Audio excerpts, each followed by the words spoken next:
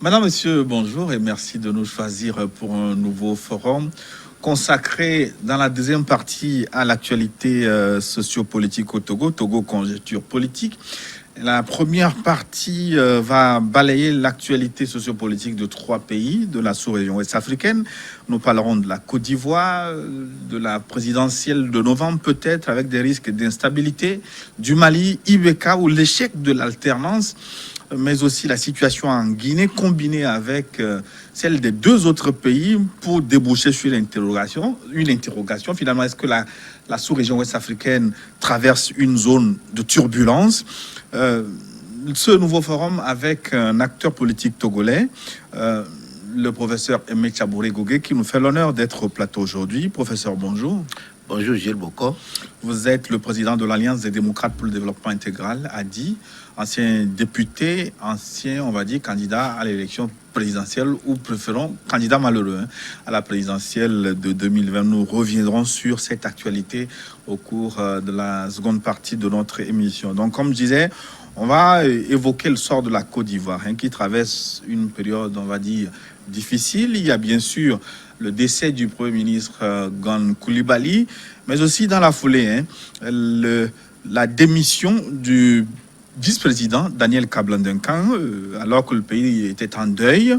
Décès survenu le 8 juillet de Gon Coulibaly, alors que le vice-président Daniel Kablan-Duncan, 77 ans, a démissionné de son poste. Annonce faite ici par le secrétaire général de la présidence, Patrick Hachi, que nous saurons tout de suite. Le vice-président de la République, M. Daniel Kablan-Duncan, a remis au président de la République, son Excellence M. Alassane Ouattara, sa démission du poste de vice-président de la République pour des raisons de convenance personnelle, par une correspondance en date du 27 février 2020. Après plusieurs entretiens, dont le dernier a eu lieu le mardi 7 juillet 2020, le président de la République a pris acte de cette démission et a procédé le mercredi 8 juillet 2020 à la signature d'un décret mettant fin aux fonctions de M. Daniel Kablan-Duncan en qualité de vice-président de la République. Voilà, on va revenir sur cette actualité. Mais d'abord, le décès de Gon Coulibaly, un Premier ministre au poste qui décède, ça n'arrive pas souvent. Que vous inspire cette disparition, professeur Aimé Gougué? Bon, disons que d'abord, ce n'est pas simplement le Premier ministre qui a disparu, c'est le candidat du RHDP qui est décédé. Donc, d'abord, nous nous inclinons devant ce décès. Gon Coulibaly, moi, je ne l'ai pas connu personnellement, mais j'ai entendu surtout parler de lui à la fin des années 90, lorsque le président Ado n'était pas présent dans le pays, et c'est lui et Alassane Dramane Ouattara et Madame Diakité, je crois, la grande chancelière de Côte d'Ivoire, qui ont pris à bout le bras les RDR. Et véritablement, comme opposant, il était très actif, très dynamique pour défendre les couleurs du RDR dans le pays. Malgré les obstacles qu'il avait, il a fait preuve d'un courage extraordinaire. Bon, donc comme opposant, il était très bien. Comme évidemment, après ça, certainement, comme il était à la tête du parti en l'absence du président, je crois que c'est ça qui a conduit directement à sa nomination comme Premier ministre. Bon, c'est une grande disparition pour le RHDP. Quand un Premier ministre décède dans un pays également, ça crée une certaine instabilité. Ce que nous souhaitons, nous aurons souhaité que le pays puisse avancer normalement vers une transition pacifique. Puis une transition, je parle de transition dans la mesure où Alassane Dramane Ouattara veut quitter le pouvoir. Mais malheureusement, avec la démission du vice-présidents aussi qui venaient dans la même période, je crois que ce serait un peu dangereux. Parce que dans la sous-région Afrique de l'Ouest, la Côte d'Ivoire est quand même un des pays les plus importants. La locomotive de l'UEMOA. Oui, la locomotive de l'UEMOA. Je crois que c'est le locomotive en tant qu'économie et puis ensuite en tant que pays accueillant une grande communauté des habitants de la sous-région. Je crois que c'est quelque chose à surveiller de très près. Il faut prier que l'instabilité ne s'installe pas dans ce pays. Et pour reparler de cette disparition, cela me rappelle un article de presse un peu coquin. C'est un malade qui nous gouverne. On savait, Gon Coulibaly est malade depuis un moment. C'est ça. J'ai envie de vous demander pourquoi vous nous faites ça, vous les hommes politiques. Ce n'est pas les hommes politiques. Je l'ai dit la fois dernière, les gens l'ont mal compris. Ce n'est pas les hommes politiques. Je dis que les hommes politiques sont un échantillon de la population d'une manière générale. Les gens n'ont pas compris. Si on n'arrive pas... Ça veut dire que nous avons un problème d'une manière générale dans la population africaine, du moins de la sous-région pour ce qui nous intéresse. Ce n'est pas les hommes politiques qui créent le problème. Je ne sais pas, c'est peut-être notre culture, notre comportement. Mais les hommes politiques ont un devoir d'exemplarité qui postulent. Oui, c'est ce que je dis. Mais comme toujours, comme échantillon, comme dans la population générale, il y a des échantillons qui sont corrects. Il y a des gens qui sont corrects. Comme dans la vie politique, il y a des gens qui sont très corrects. Moi, je ne comprends pas pourquoi, sachant qu'il était très malade, qu'on ait pu le choix de Alassane Ouattara à porter sur lui comme candidat. Ce qui crée le problème, c'est le fait surtout qu'il était pressenti comme le candidat du parti. C'est ça qui crée l'instabilité. Beaucoup ont dit que c'était par stratégie d'avoir finalement un président élu très diminué qui pouvait disparaître à tout moment. Non, ça ne peut pas être une stratégie. Ça ne peut pas être une stratégie. Bon, voilà ce qui s'est passé. Une stratégie sur quelqu'un qu'on est... Bon, il y a la probabilité, évidemment, Dieu existe. La probabilité qu'il décède est élevée. Choisir ça comme une stratégie, je crois que ça ne pas... Je crois que lui-même n'espérait, Abdraman Ouattara n'espérait pas que cela arrive aussi.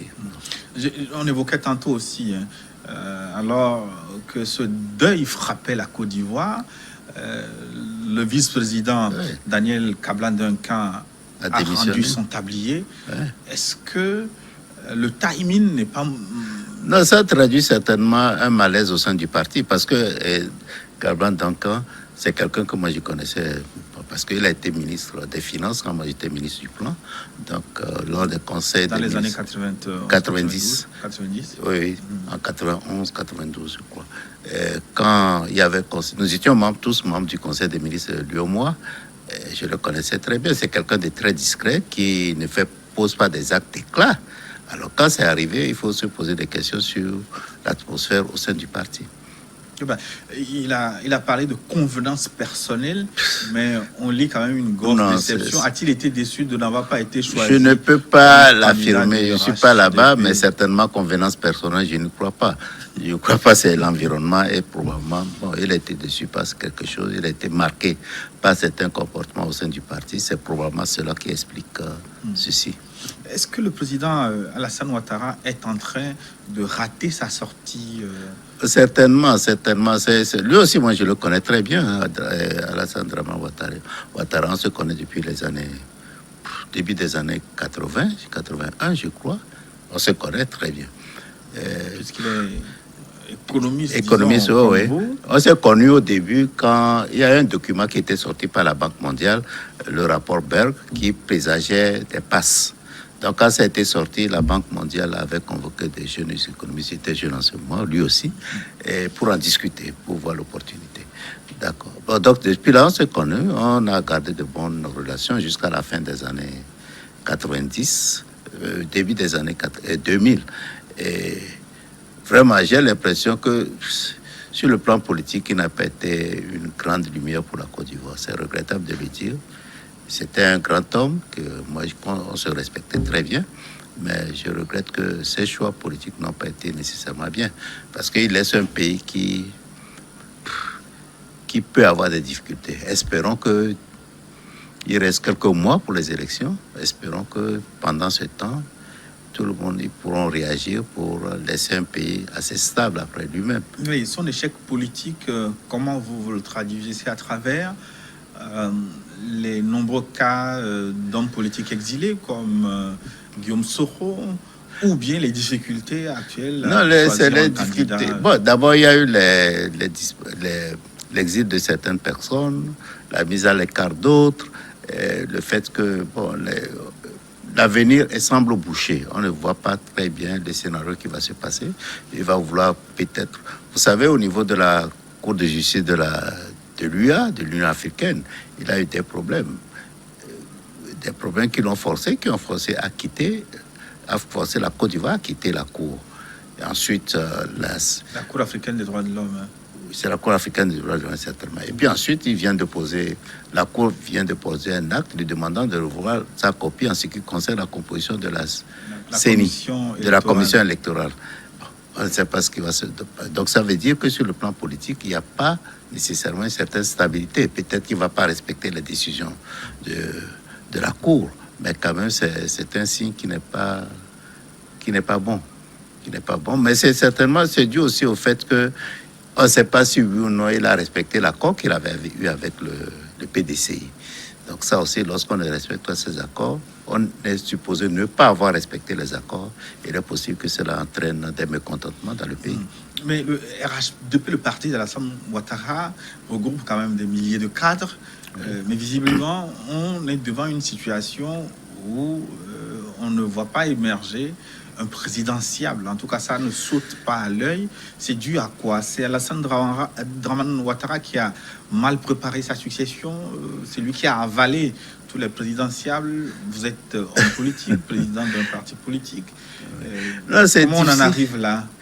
Non, c'est difficile à dire. Vous savez, la Côte d'Ivoire, peut-être il a trop concentré les pouvoirs, il a concentré l'attention sur lui durant son règne. Quand même, ça fait 10 ans.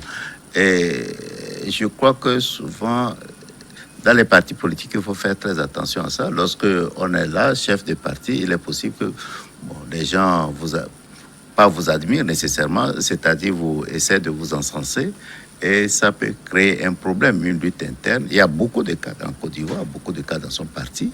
Mais malheureusement, les résultats sont là. Il n'est pas en mesure de... On ne voit pas. Il y a beaucoup de prétendants. Il y a plein de prétendants en Côte d'Ivoire qui ont été éliminés. Qui voyez-vous Non, moi, je n'ai aucune idée. Je ne suis pas ivoirien, je ne veux pas m'engager dans ce processus. Mais j'aurais souhaité si... On parle d'Ahmed Bakayoko, mais lui aussi empêtré dans des histoires de drogue qui ne sont pas... Oui. Non, c'est compliqué. Je ne sais pas comment il va s'en sortir. C'est compliqué. J'ose espérer vous pensez que ce sera logique qu'il renonce à sa parole et se présente de nouveau? Non, je pense que ce sera la pire des solutions parce que ça va se répéter. C'est ce que je dis souvent ici. Et lorsque vous pensez que non, vous n'avez pas résolu, vous allez attendre 5 ans, mais ça, 5 ans, ça vient très vite. Hein? Je crois que ça va se répéter. Je pense que c'est la pire des solutions qu'il aurait adoptées. Il y a deuxième chose, je crois que lorsqu'on dure au pouvoir, ce que je dis souvent aux gens, c'est qu'il faut faire attention parce que si vous êtes au pouvoir pendant 10 ans, vos collaborateurs ont bénéficié du pouvoir pendant 10 ans. S'ils ne sont pas en mesure après de voler de leurs propres ailes, comme avait dit le RPT en 90 pour les élections législatives de cette période-là, je crois qu'il ne mérite pas cette place. Je crois qu'il a fait 10 ans, il a aidé son parti à s'installer, il a aidé beaucoup de gens, peut-être par une mauvaise gestion également, par une corruption. Ils sont installés, ils doivent pouvoir se débrouiller dans un jeu transparent et clair. Mais s'il veut forcer pour leur redonner encore le pouvoir, je crois que ça, c'est une erreur. C'est une erreur qu'il faut éviter. Les risques de guerre civile en Côte d'Ivoire... J'ose espérer qu'il n'y aura pas de guerre civile. J'ose sérieusement espérer parce que la guerre civile, vous voyez ce que ça va donner comme résultat en Côte d'Ivoire. Mais j'ose espérer qu'il n'y aura pas de guerre civile. Mais bon... C'est les acteurs politiques qui le décideront. J'ose espérer que vraiment ils vont se ressaisir et trouver une solution. Oui, mais pour boucler justement ce dossier, comment vous vous entrevoyez? Parce que vous êtes homme politique d'un pays, mais vous avez des projections. Vous devez avoir des projections également sur les autres. Non, je crois que il faut qu'ils reconnaissent que ce schéma a échoué. C'est-à-dire vouloir à tout prix que le PDC, le RHDP, pour ne pas dire le RDR, succède à lui. Je crois qu'il faut qu'il reconnaisse sincèrement que c'est échoué. Ou alors, Et c'est essaie de faire la paix. Un schéma à la Poutine, Medvedev. Essaie de faire. Il faut qu'il fasse la paix avec les autres, avec son ex-allié, le PDCI. Et pourquoi pas avec le FPI. Je crois que s'il ne reconnaît pas ça, ce serait très difficile de voir comment sortir. Et puis il y a Soro, la carte Soro aussi qu'il faut. Il faut qu'il essaie de reconnaître que vraiment le RHDP ou le RDR, en fait, de compte, ne s'est pas bien préparé pour prendre la relève, à moins qu'il fraude comme dans d'autres pays de la sous-région. Donc, vous pensez à un schéma de réconciliation nationale, faire venir tous les acteurs politiques, Voilà. ceux qui sont à l'extérieur, tout C'est comme ça, de ceux laisser de le jeu très l'intérieur. clair, très transparent. Celui qui gagne, gagne. Je crois que c'est ça qu'il faut faire et non forcer. Mais est-ce que l'autre camp va accepter ce schéma?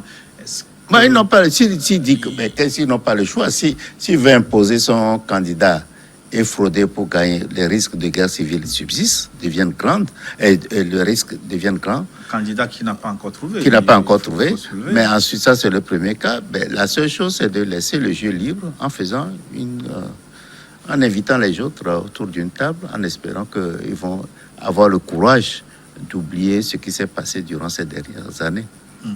Et dans l'opposition aussi, on semble ne pas se préparer comme cela se doit. Le cas du PDC avec Conan Bédié, Oui. qui est candidat à la candidature à son âge, à 86 ans. Pourquoi Moi, vous je nous ne crois faites ça? J'approche. Je vois Mais disons que non, je je ne vois la crois pas question. que. Non, moi, je ne crois pas que l'âge joue. Sauf, comme on l'a dit, au niveau de la santé. Mais dans le cas contraire, moi, je ne trouve pas d'inconvénient. Un jeune Oui, de 30 ans peut être Pourquoi président. on parle de retraite quand on est dans la fonction publique et dès lors qu'il s'agit de président de la République, là... Il n'y a pas de question d'avoir de retraite. Ça dépend, c'est les Ivoiriens qui choisiront. Si les Ivoiriens pensent qu'il a à mesure de faire quelque chose compte tenu de son passé, Vous voyez qu'à 86 ans, après Oui, avoir bon. été chef d'État... Bon, s'ils du pensent que pays, la est-ce qu'il population... a encore des choses à donner à son Si pays, la- sincèrement. Ça veut dire que vous, à 86 ans, vous pourrez être encore Non, candidat? ça c'est vous mon côté. Je ne pense pas pouvoir. Je dois m'occuper de mes petits-enfants, m'amuser un peu avec mes petits-enfants. Mais ça dépend. Si les Ivoiriens pensent qu'il est à mesure de le faire, en tenant compte de son passé, on n'a rien à dire. C'est la population ivoirienne qui doit décider. 86 ans, c'est peut-être beaucoup, mais bon, qu'est-ce que tu veux? On ne peut pas décider à la place des Ivoiriens, de la population ivoirienne. C'est la population qui doit choisir. Garantissons des élections transparentes, crédibles. À partir de là, la population choisit. C'est regret. Bon, est-ce que vous voyez, on dit que le RDA a des cadres, mais le PDC aussi a beaucoup de cadres. La Côte d'Ivoire, c'est un pays qui a énormément de cadres. C'est surprenant que ça se limite à des acteurs qui vraiment qui ne donnent pas les résultats escomptés au niveau politique. On va aborder l'actualité d'un autre pays de l'Afrique de l'Ouest. Il s'agit bien entendu du Mali. Les dernières nouvelles de Bamako, le mouvement de contestation rejette le compromis proposé par la médiation ouest-africaine. Le compromis prévoit le maintien au pouvoir du président Ibrahim Boubacar Keïta, alors que la contestation continue de réclamer la démission de Ibeka. Alors, ma première question, professeur Gogué, par rapport à la contestation au Mali, est-ce qu'il s'agit d'une vraie expression d'un ras-le-bol ou la manifestation d'un populisme opportuniste? Non, il faut reconnaître que les Maliens étaient un peu exacerbés par la gouvernance de Ibeka. Donc, ils voulaient un véritable changement. Mais je ne pense pas que c'est de l'opportunisme. Je crois que c'est plus profond que cela. Et malheureusement, c'est regrettable. Il vient d'être élu à combien de pourcentage, là, il y a à peine un an. Mais malheureusement, il fait face à une contestation assez dure et qui ne sent pas démordre. Je crois qu'il faut prendre ça très au sérieux. Vous parliez de la gouvernance d'Ibeka. On peut évoquer l'instabilité sécuritaire liée à la violence djihadiste, intercommunautaire, le marasme économique, la corruption jugée endémique. Non, c'est un pays qui a été difficile avec le problème de sécurité dont vous avez parlé.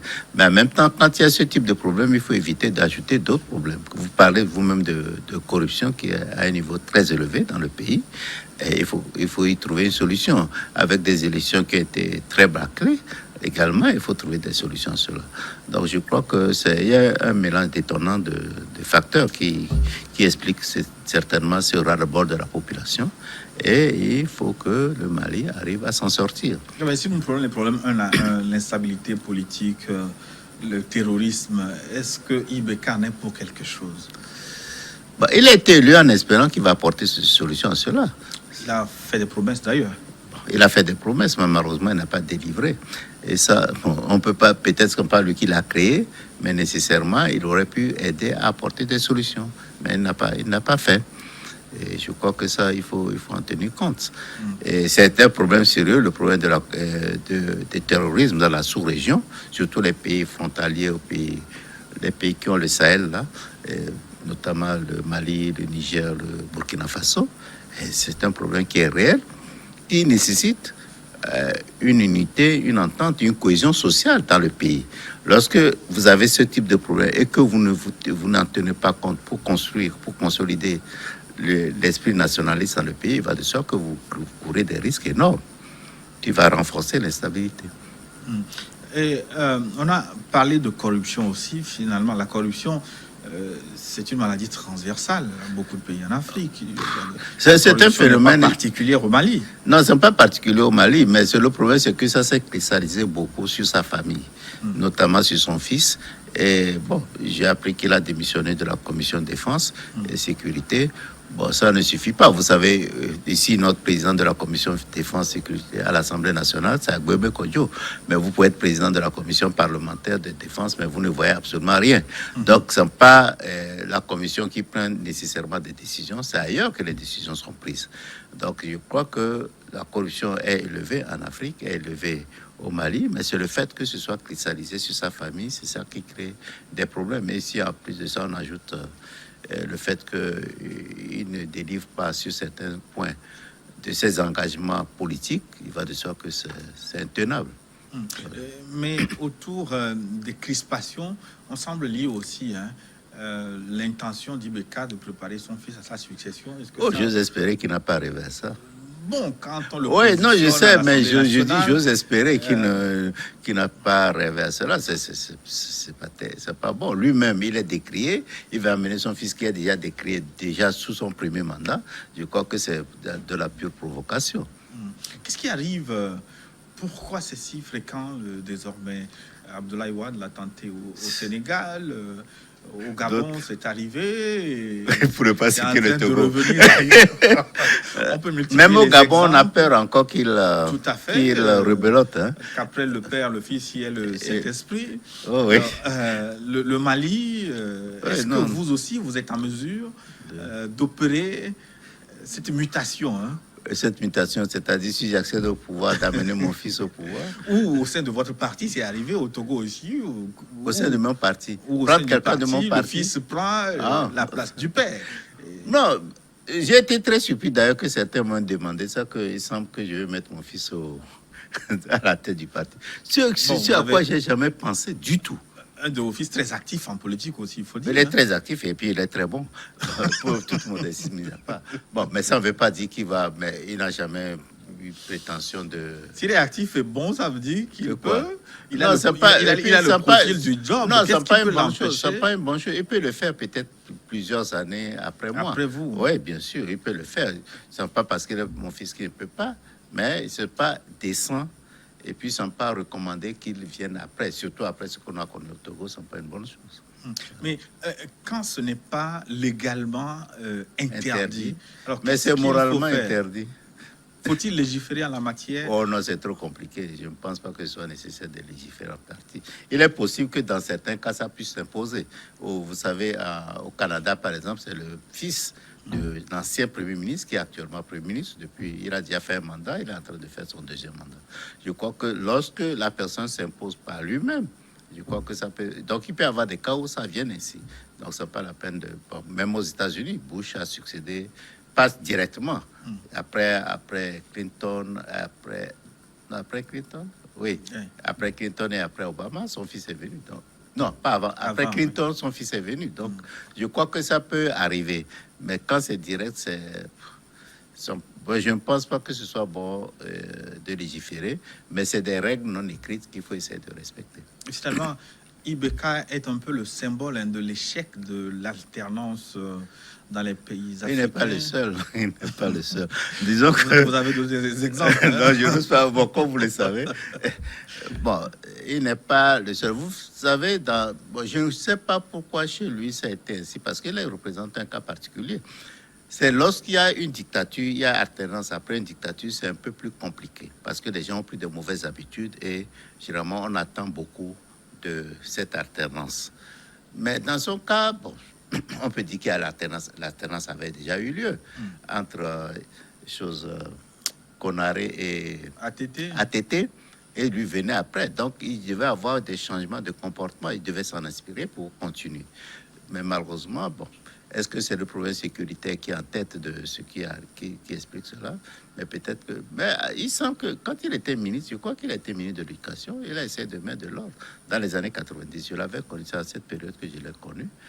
Mais malheureusement, je ne sais pas. C'est dans quelle leçon vous tirez de ce parcours? Le changement d'homme à la tête des pays en Afrique, ce n'est pas la panacée.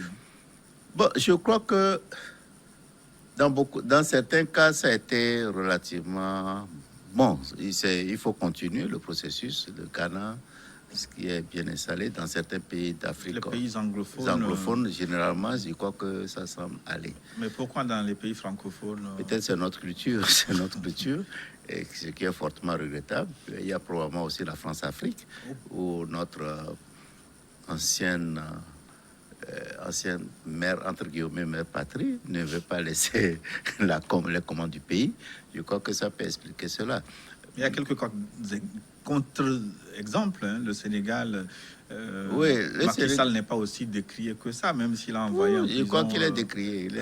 Peut-être pas autant que dans d'autres pays, mais il est aussi fortement décrié. On avait espoir qu'au Bénin, ça irait mieux. Bon, ça n'est pas encore fini, on ne peut rien dire, mais il y a des ratés aussi là-bas. C'est ce qui est... Surtout au Bénin, ils ont connu aussi beaucoup de changements, mais malheureusement, il y a... Mais le Bénin, c'est un autre exemple. Le Bénin, contre une méthode un peu forte, il a quand même des résultats économiques et sociaux appréciables. Bon, la Côte d'Ivoire aussi en a eu. Le Bénin aussi en a eu, la Côte d'Ivoire en a eu. Vous savez, lorsque je crois qu'il aurait pu obtenir ces résultats sans nécessairement faire du forcing jusqu'à ce niveau. Oui, mais on sait quand même qu'en Afrique, il y a un peu de cafouillage. Non, la cafouillage, non. Attendez, pour moi, il n'y a pas... La discipline ne veut pas dire nécessairement la dictature. Dans la démocratie, il faut la discipline. Malheureusement, les gens ne savent pas comprendre ça. Il faut respecter des règles. Malheureusement, il faut que ce respect des règles aille aussi au niveau de l'exécutif. Il faut que l'exécutif aussi respecte les règles. Ce n'est pas parce qu'on a le pouvoir qu'on peut faire n'importe quoi. Parce qu'au nom de, entre guillemets, une discipline. C'est d'ailleurs c'est cela qui a expliqué la naissance et la persévérance, ou bien l'installation des partis persistance des partis uniques dans nos pays. On pensait qu'il faut une discipline dictatoriale. Non. La démocratie exige aussi un comportement de discipline. Et finalement, est-ce que ce ne sont pas ces opposants arrivés au pouvoir qui ont du mal à faire leurs preuves, qui vous empêchent, vous, dans l'opposition, d'arriver au pouvoir? Effectivement, c'était un exemple. Non, vous savez, parfois, certains opposants arrivent au pouvoir en pensant bénéficier des mêmes prébendes que les dictateurs. Moi, j'ai connu ça. Donc, il faut qu'on fasse attention. Évidemment, en se comportant ainsi automatiquement, dans les autres pays, on se dit, mais les opposants, ils ne sont pas tellement différents des dictateurs. Ouais, ça, sur ce point, vous avez certainement raison. Mais il ne faut pas généraliser. Je voudrais qu'on aborde aussi la médiation de la CEDEAO. La CEDEAO qui est de nouveau à l'étrier là-bas au Mali. La CEDEAO que vous connaissez très bien.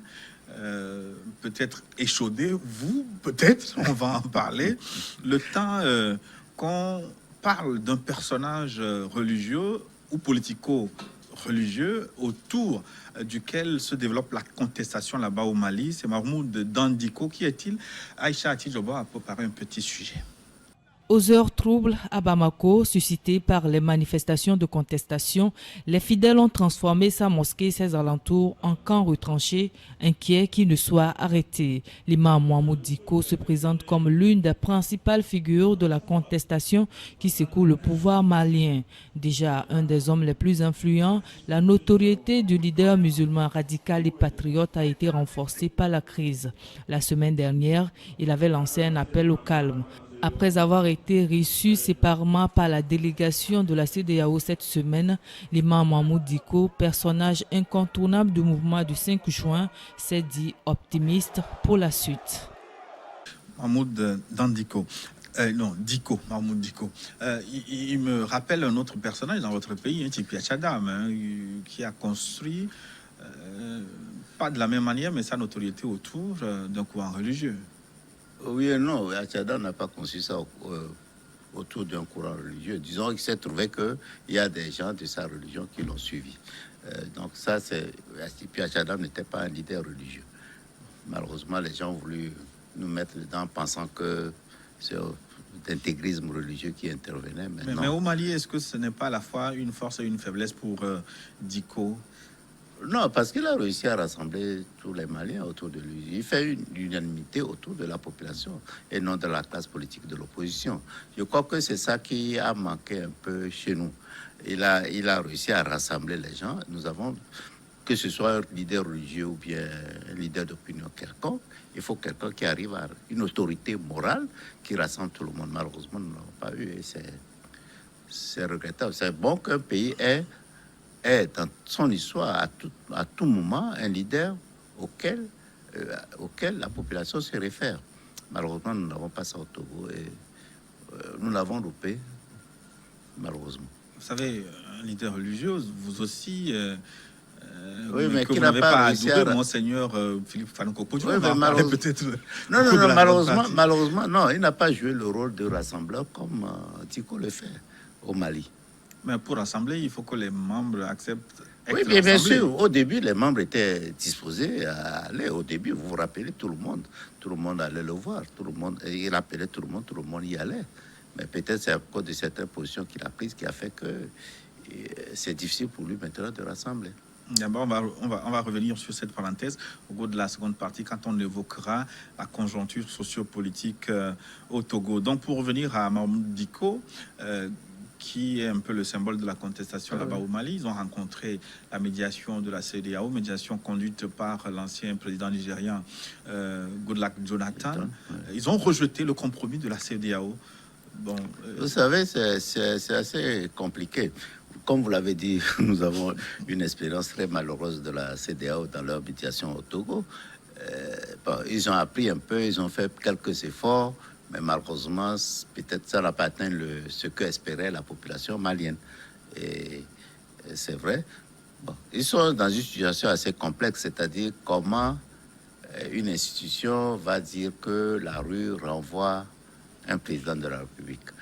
C'est ça leur position. Justement, est-ce que vous ne demandez pas trop à la CEDEAO, vous aussi? Qu'est-ce que ça veut dire demander trop à la CEDEAO? Non, la CEDEAO, leur comportement montre qu'ils sont plus une institution, une CEDEAO des dirigeants plutôt qu'une CEDEAO du peuple. Ils doivent avoir la possibilité d'écouter la population. Et ce qui est dangereux, en fait, c'est que la CEDEAO doit être en mesure d'anticiper et de voir les choses venir. Et de ne pas attendre que la population, lorsque la population se soulève pour revendiquer quelque chose, c'est difficile après de revenir. Parce que les autres qui viennent, ils vont suivre l'exemple du Togo. Il ne faut pas croire que ce que la CEDEAO a fait au Togo va passer en perte et profit. Non. Tous les autres pays, lorsqu'il y aura un mouvement populaire, tous les autres pays vont se rappeler de l'exemple du Togo pour ne pas suivre les recommandations de la CEDEAO. Vous voyez, même au Burkina Faso, on peut dire il avait fait. Justement, moi, je voulais vous relancer là-dessus. Oui. Au Burkina Faso, les contestataires ont rejeté le compromis de la CEDEAO, alors que vous, ici, vous l'avez accepté. Non, parce que là-bas, en Côte d'Ivoire, ils avaient... Non, on n'a pas accepté le compromis de la CEDEAO. Vous avez accepté Disons la que la médiation de la CEDEAO. On n'a pas accepté. On n'a pas accepté. Mais, Non, on n'a pas accepté. On vous a avez accepté. accepté la feuille de route de la CEDEAO. Non, on n'a pas accepté cette feuille de route. Il y avait plusieurs points. Certains avaient dit qu'ils étaient satisfaits à 75%, mais on n'était pas d'accord avec la feuille de la route. Mais vous ne l'avez pas dénoncé, vous l'avez pas On l'a rejeté. dénoncé. Vous n'avez pas rejeté la feuille de route. Non, on l'a dénoncé. On a dénoncé la feuille de route. Bon, en tout cas, on n'était pas d'accord avec la feuille de route de la CEDEAO, ça c'est clair. Bon. Donc, même si certains avaient dit qu'ils étaient satisfaits à 80%, je ne sais pas si c'est à 75 ou 90%, mais la majorité d'entre nous, on n'était pas satisfaits de cette feuille de route. Et bon, peut-être il faut reconnaître également, on ne va pas comparer toutes les choses, mais sachez qu'on n'était pas d'accord avec la feuille de route de la CEDEAO. Tout ce que je veux dire. Et ça donne un exemple pour d'autres pays qui vont suivre. C'est certainement que trop peu de pays vont suivre les recommandations de la CEDEAO. La CEDEAO doit être un peu plus proactive dans ses interventions pour la résolution des crises politiques. Mais si vous avez un conseil, vous à donner à la contestation au Mali, c'est difficile de donner un conseil. C'est très difficile de donner un conseil. À la médiation, surtout que nous avons de la CEDEAO. Et surtout que nous avons échoué, c'est difficile de donner un conseil. La CEDEAO doit avoir au moins pour objectif de trouver une solution à la crise malienne au lieu de chercher à sauvegarder Ibeka. Mais est-ce qu'on peut trouver une solution à la crise en écartant Ibeka? Je ne sais pas. La CEDEAO doit trouver une solution pour que la crise cesse. Et c'est ça qu'on cherche. Parce que si les gens n'arrivent pas à accepter ce qu'ils disent, il va de soi que la crise va perdurer. On ne sait pas où ça va aller. Surtout si l'armée semble assez neutre comme elle le présente actuellement, on ne sait pas ce qui va arriver. Il y a eu déjà mort d'hommes au Mali liés à la contestation. Est-ce que le mouvement du 5 juin a d'autres alternatives plutôt que d'accepter cette feuille de route de la CEDEAO? Je ne sais pas, on ne peut pas savoir les rapports de force qu'il y a dans cette contestation à partir du 5 juin. Moi, je n'ai aucune idée, mais j'ai l'impression que le groupe de l'opposition, en tout cas la société, semble assez unie autour de l'Umandico, et ça peut entraîner beaucoup plus de dégâts. Et c'est ça. Peut-être qu'il y a des points à améliorer au niveau de la proposition de la CEDEAO pour avancer. Parce qu'ils ont donné 50% dans le gouvernement, dans leur proposition de gouvernement. Je crois que le gouvernement Ibeka aura toujours 50%, la société civile aura 50%. D'abord, ces 50%, on ne connaît pas la répartition des postes. Le Conseil constitutionnel encore, il y aura certaines modifications. On ne connaît pas comment ça serait fait, etc. Il y a beaucoup de points d'ombre. Peut-être qu'il faut revoir. Dans la crise togolaise, vous n'avez pas eu ces gens. On n'a pas eu ça. Oui, c'est un problème. C'est allé très vite au Mali. Ça allait très vite parce qu'ils se respectent du cas du Togo. Ils se rappellent du cas du Togo, sauf que, et puis là-bas, ici, il y avait l'armée qui jouait son rôle. Au Mali, l'armée ne joue pas ce rôle. Donc, si le rôle, c'est-à-dire appuyer aveuglement Ibeka, et on ne sait pas où ça perd. On a vu au Mali, les manifestations aussi réprimées. Réprimées, mais pas autant. Avec mort d'hommes. Pas autant qu'ici. Oui. Pas autant qu'ici. Ou est-ce qu'on peut occulter le fait que les contestataires maliens soient plus opiniâtres que vous à la tâche? Ah bon? On a été... Combien de temps ça a pris au Mali? Vous avez vu combien de temps ça a pris au Togo? On a été très opiniâtres. Malheureusement, la conjonction ne nous a pas... Oui, mais moi, je ne veux pas réveiller les vieux démons, mais au Mali, on a vu publiquement la contestation dire qu'ils ont refusé une enveloppe de la CEDEAO. Mais vous savez que non, il y a des choses qu'on n'ose pas dire. Non, il y a des choses il y a beaucoup de choses qu'on peut dire. Hein. Ne croyez pas que c'est ça seul. Ça veut dire que vous avez refusé des enveloppes aussi? En tout cas. Non, puisque c'est pas moi qu'arrive beaucoup de choses, je préfère me taire. Je préfère me taire. Non. Ah oui, non, je préfère me taire. Puisque vous avez déjà parlé. Non, je ne parle plus. J'ai pris la décision de ne plus parler. Non, parce que la population togolaise ne semble pas comprendre beaucoup de choses. Donc, vaut mieux éviter de trop parler pour éviter. Peut-être c'est l'occasion de. Non, ça n'est pas une occasion. Il faut que j'arrête. Il faut que j'arrête à un moment. Mais vous savez, même les... Sans aller dans les détails, est-ce Non, que je vais pas aller dans dans ces les- genres de Non, je vais négociations, est-ce que des propositions vous sont faites, des propositions financières ou des propositions de poste, des propositions sincères, mais que vous refusez? Je ne vais pas aller je ne vais pas aller dans les détails, mais même l'enveloppe dont on a parlé, ça a pris combien d'années? Et combien? Oui, près d'1 an avant que ce soit fait. Pour le Mali, c'est quelques mois. Peut-être 1 mois ou bien 1 mois et demi après. Nous, c'est au moins jusqu'en juillet. Juillet, 1 an après. Alors, donc, il faut comparer les choses comparables. À quoi servent ou devraient servir? Quel est l'objectif de ces enveloppes financières qui circulent? Est-ce que Qui ce qu'il y a une c'est pour enveloppe? votre Il y a carburant? une seule. Je parle pas du non, Togo, il y a je une parle seule. du Mali. Hein. Ah non, ça, je ne sais pas. Peut-être c'est pour les faire taire. Peut-être c'est pour qu'ils assouplissent leur position. Qu'est-ce qui est dit? Quel message accompagne ces enveloppes souvent? Je ne sais pas. Comment vous savez pas? Non, dans notre cas, on nous a donné une enveloppe. Nous en avons fait ce qu'on voulait. Oui, mais quand Ouais. vous recevez une enveloppe, on quoi? doit vous dire à Non, quoi si- ça doit servir. Écoutez, si nous sommes ensemble, hein, Oui. je vous dis que moi, je veux m'acheter une voiture. D'accord?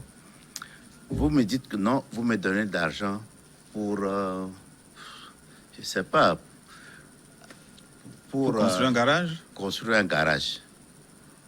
Moi, je vous dis que je veux acheter une voiture. Vous me donnez l'argent, je vais acheter une voiture. Où est mon problème? Bon, vous parlez comme Jésus, j'ai pas compris la parabole. Non, il faut que vous compreniez. Oh, Jésus, oh là là là, vous allez trop fort. Je ne suis pas comme Jésus. Je ne suis pas du tout. Il ne faut pas me comparer à Jésus. Non, Non, je suis Je très comprends la simple. parabole parce que bon, j'ai Oh, si vous comprenez, c'est bon. C'est tout ce que je vais vous dire. Moi, j'ai un objectif. Vous avez un objectif à me donner l'argent. Je vous dis non, votre objectif, ça ne m'intéresse pas. Mais pas de là, ça, vous me donnez l'argent. Et je fais ce que je voulais faire avec. Où est mon problème avec ça? Où est mon problème? Ça veut dire que vous aviez fait une proposition financière ou On n'a pas fait de proposition financière. Moi, je vous dis que mon objectif, c'est ça. Que je veux une voiture. Je vais acheter une voiture. donc votre Vous me dites objectif que- c'était le départ de Fogna Sigbe. Oui, Donc, vous me dites que vous me donnez de l'argent. Vous me donnez de contre l'argent. cet objectif, est-ce que Vous- c'était vous- clairement vous- dit comme ça? Mais vous me donnez l'argent en espérant que ce serait contre. Que ce soit pour ou pas, moi je continue à travailler dans le sens de mon objectif. Où est le problème? Mais donc, puisque c'est pas ce que vous réclamiez, J'ai pas réclamé La que- logique aurait été de dire non, puisque c'est pas Non, l'objectif que mais je vous dis poursuiviez. que moi je vais faire, je veux faire ça. Vous me donnez l'argent, ça m'aide à faire ça. Ouais. Moi, bon, c'est comme ça que moi j'entrevois les choses. D'accord. Finalement, quand on ajoute la situation de la Côte d'Ivoire à celle du Mali, c'est ça. là, il y a la Guinée aussi qui n'est pas totalement Qui n'est pas calme, clair. Ouais, ouais. qui n'est pas claire. Est-ce que la CEDEAO est en train de traverser une zone de turbulence?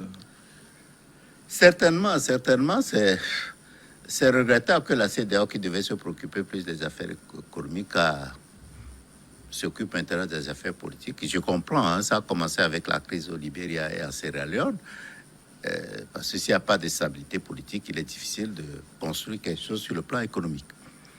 Mais c'est évident qu'on traverse une période très difficile, et la CEDEAO traverse une période difficile. J'ai l'impression qu'il faut faire des efforts pour conscientiser les hommes politiques pour qu'ils sachent que vraiment, on n'accède pas au pouvoir pour se servir, mais plutôt pour servir la population. Il faut que la population elle-même soit sensibilisée dans ce sens. Parce que parfois, la population contribue à ce comportement des leaders que nous avons. Mais pourquoi et comment on en est arrivé à cette forme de rétropédalage en ce qui concerne le jeu démocratique? Quand vous voyez le Mali, la Guinée, ils avaient pu franchir certaines étapes considérées comme une avancée démocratique. Pourquoi assiste-t-on donc à ce rétropédalage? Peut-être il faut rechercher dans notre civilisation. Il faut et puis N'êtes-vous à pas l'époque- mûr pour la démocratie comme non, comme je ne on l'a pense dit? pas. Je ne pense pas que ce soit ça. Je ne crois pas parce que il y a des exemples qui montrent dans l'histoire que nous avons vécu des périodes démocratiques avant même peut-être la colonisation. Donc peut-être c'est la conception que certains ont du pouvoir. L'État est trop puissant dans nos pays. L'État est trop puissant et c'est considéré comme un moyen très sûr d'accéder aux ressources. Vous savez, au Togo, les plus grands milliardaires sont des hommes politiques, des administrateurs, des gens qui travaillent dans la fonction publique, des hommes politiques. Et ça, bon, peut-être que... Ça veut dire que vous aussi, ayant été ministre, vous avez quelques milliards Non, pas du tout. Si vous voyez mes comptes, vous allez en rire. Non, non. Ça dépend de la concession. Moi, je n'ai pas conçu être homme politique comme une source de gain facile. Finalement, ça veut dire que les hommes politiques en Afrique, globalement, n'ont pas une grande culture de la gouvernance. Oui, c'est ça, de leur rôle qui doit servir d'abord la population. Comment peut-on changer C'est pas l'éducation, c'est pas l'éducation, simplement la sensibilisation. Il faut sensibiliser d'abord la population. Qui va faire cette sensibilisation? C'est vous, c'est nous, c'est la société civile. Ceux qui pensent que la politique, ce n'est pas fait uniquement pour les hommes corrompus et qui pensent que ce n'est pas parce que vous avez un frère comme ministre que ça vous donne le droit à tout avoir. Je crois que c'est tout ce que nous devons nous atteler à cela. Il faut sensibiliser la population. Est-ce que le vrai problème, ce ne sont pas vos partis politiques Ce ne sont pas les partis politiques. Qui n'en sont pas vraiment... Non, c'est pas... Pourquoi c'est les partis politiques? Non, je ne crois pas que c'est les partis politiques. Est-ce que la gouvernance dont nous parlons oui. N'est pas expérimentée au sein des partis politiques? C'est pourquoi ça n'est pas expérimenté. Bon, je ne dirais pas que c'est totalement expérimenté, mais il faut reconnaître que les partis politiques dans nos pays, en tout cas au Togo, du moins c'est un parti d'opposition que je connais, c'est pas facile parce que les gens sont dans des partis politiques, ils ne savent pas qu'un militant doit cotiser, par exemple. Alors, quand vous adoptez de ce comportement où les gens pensent que même en campagne électorale, c'est une occasion de se faire de l'argent auto, pour ne pas dire du candidat, mais du parti, vous voyez que c'est un peu compliqué.